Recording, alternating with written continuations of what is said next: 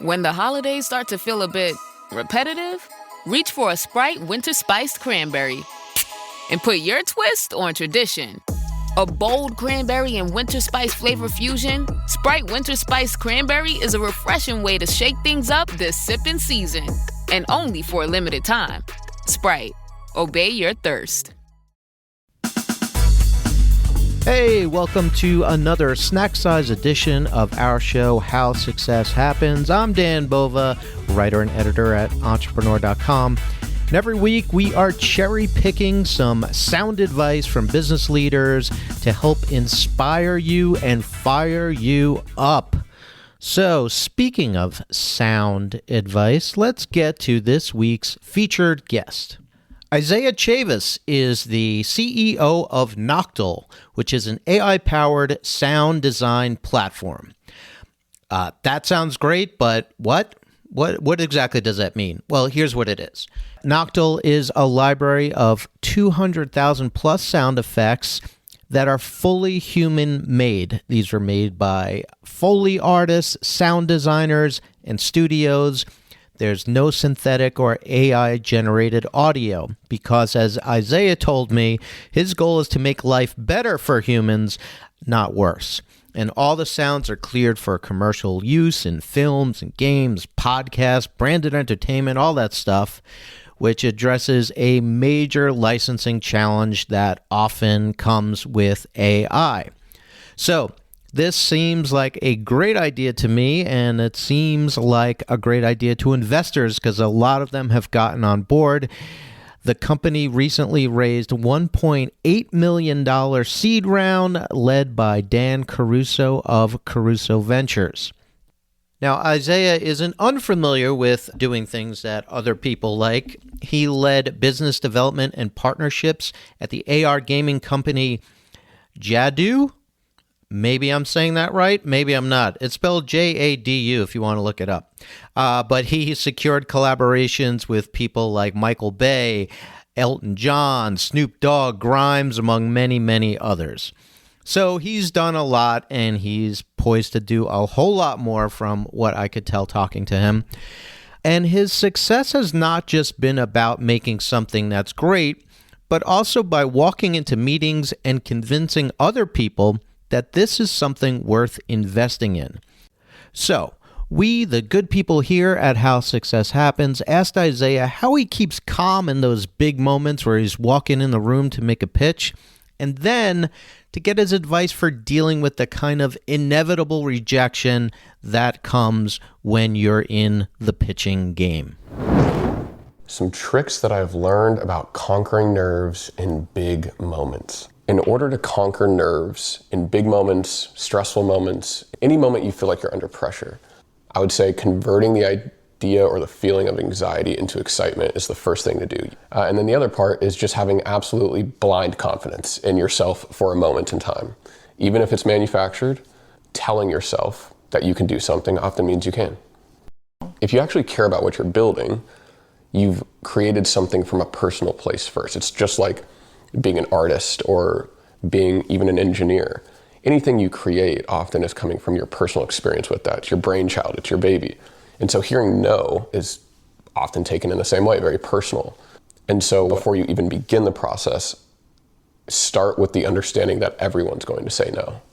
And then start with the idea that it's not personal. It's not an attack on your vision. It's just simply somebody who's not a part of it right now. And so when you do hear that yes, that can set the vision for the whole process. The no's become a lot easier to hear after that. Okay, so as we all know, entrepreneurship is not easy.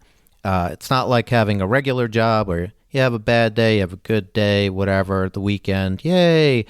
It's all on you, and sometimes big things just come out of nowhere to mess with you. So I asked Isaiah if he could tell us about one holy shit moment that turned everything upside down.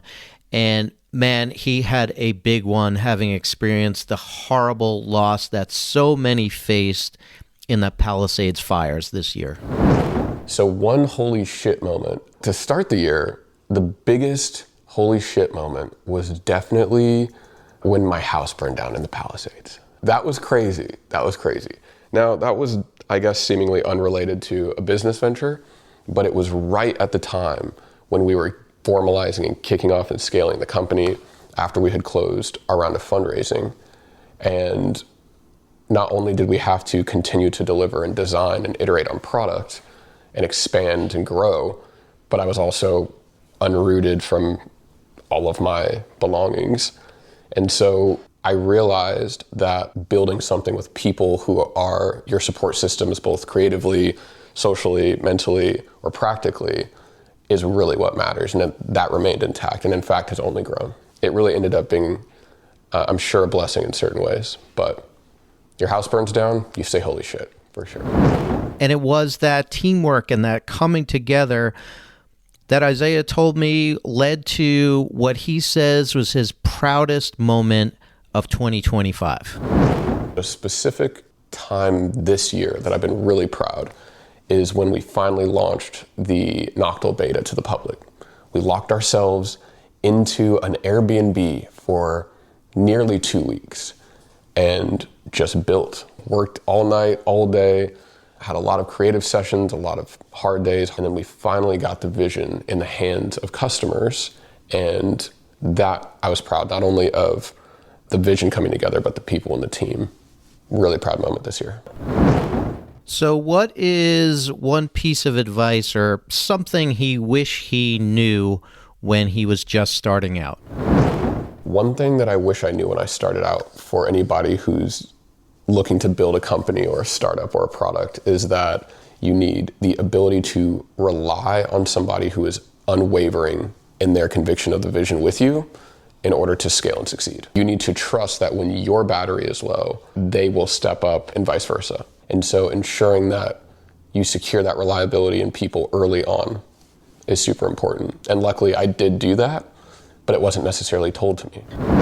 So our show is called How Success Happens. So I asked Isaiah, how does he define success for himself and for his company?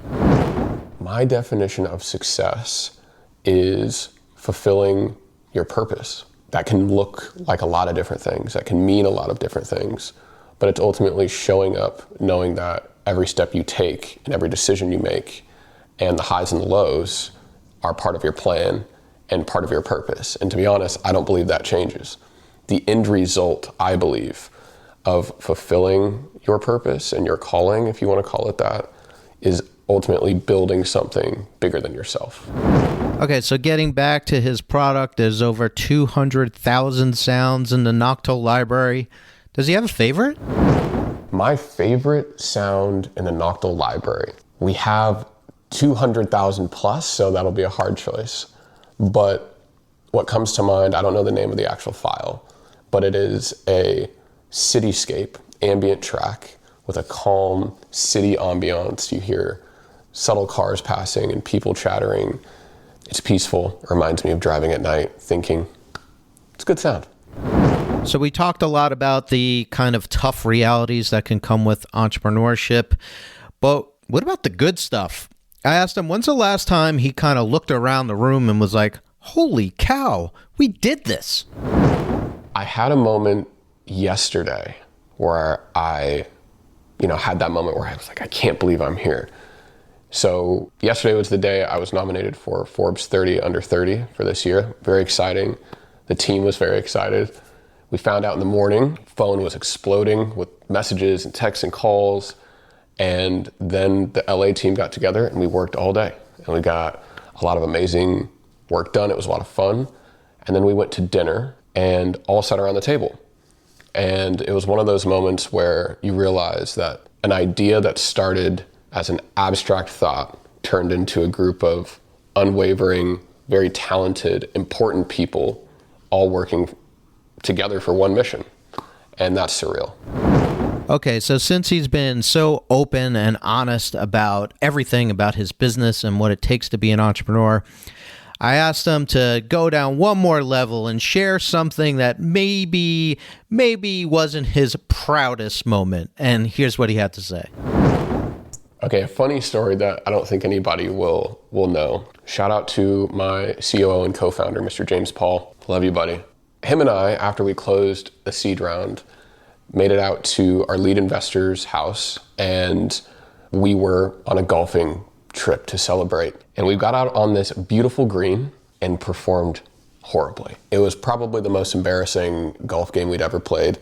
And our lead investor, Mr. Dan Caruso, vowed to never take us on a nice golf course again until we up our skills.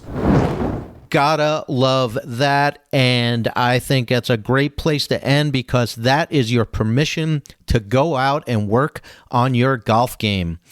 Myself, I am beyond horrible at golf. I've done it once or twice in my life and was never invited back. My wife, however, is a demon. I'm speaking about the mini golf course, but don't ever make a bet with her. She will take all of your money. All right, well, that's the end of our show. Please subscribe, throw us a rating, and leave our show a comment. Hey, and subscribe to our newsletter, info.entrepreneur.com/HSH, where you'll have a chance to answer the big question of the week. Last week, we asked about a time in your life where you wanted to give up and you didn't, and it paid off. And one of our listeners wrote in, Martin Chilufia, wrote in and told me all about this poultry project he had going on, and he almost gave up on it, but he pushed on through, and he says it has come back in maximum potential, and it provided him a new lesson that you always have to keep learning and applying new ideas to get your business where you want it to be. Such a great story, and thanks so much for contributing. So if you want to write in an answer to one of our big questions, join that newsletter. It's a lot of fun. info.entrepreneur.com/HSH. What else can I tell you to do?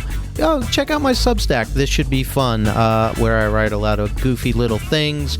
Also, if you like good music, like our theme song, check out the band responsible for it, Nika RPM, on Bandcamp. All right, go out, play some golf, make some things happen, save your poultry business, do what you got to do, and I'll see you next week. The Uniswap wallet makes it easier and safer to own and use crypto. Created by pioneers of the crypto economy, the Uniswap protocol has powered over $3 trillion in trading volume, and it's trusted by tens of millions worldwide. With the Uniswap wallet, you can discover, swap, and manage your crypto all from your phone. Buy your first crypto assets in just a few taps and start exploring the freedom of decentralized finance with Uniswap. Tap the banner to get started.